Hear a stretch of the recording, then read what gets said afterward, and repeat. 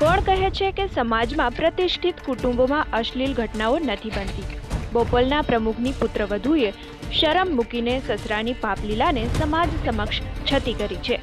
મારે લગ્નનું અઠવાડિયું હજી નહોતું થયું ત્યાં એ મને બધું અડવા લાગ્યા. ઉપર મને ટેરેસ પર લઈ ગયા અને ત્યાં ટેરેસ પર મને પહેલાં વાળવાનું કીધું કે આપણે બંને જણા વાળી નાખીએ. સવાનાપુરમાં વહેલા મારા સાસુ અને મારા હસબન્ડ બે સૂતા હતા ત્યારે. ઉપર જે વોટર સોફ્ટનરનું શેડ છે ત્યાં શેડમાં અંદર લઈ ગયા અને પછી બોલવા લાગ્યા અને કે તું આના વિશે સેક્સ વિશે શું જાણે છે ને શું નહીં જાણતી, મને કે એવી રીતે અડવા માંડ્યા. એવું બધું કરવા લાગ્યા. મને ગમ્યું, હગ કર્યું ને સ્ટાર્ટેડ કિસિંગ ને એવું બધું કર્યું. એ મને સારું ન મેં ધક્કો મારીને એમને દૂર ખસેડી દીધા. તો હું સીધી નીચે ઉતરી ગઈ. મેં એકલા હતા ત્યારે એમણે પૂછ્યું કે તમે શું આ કરો? તો એમણે કીધું મારી ખેડૂત પોતીમાનું નામ ચડાવવાનું ને ખેડૂત તરીકે કે એટલે મેં એને આવી રીતે હું એની પરીક્ષા લેતો હતો.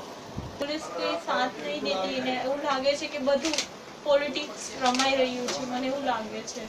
આ શબ્દો હતા આજના એજ્યુકેટેડ અને ગર્ભ શ્રીમંત પરિવારની પુત્રવધુના. ટીમ દિવ્ય ભાસ્કર, અમદાવાદ.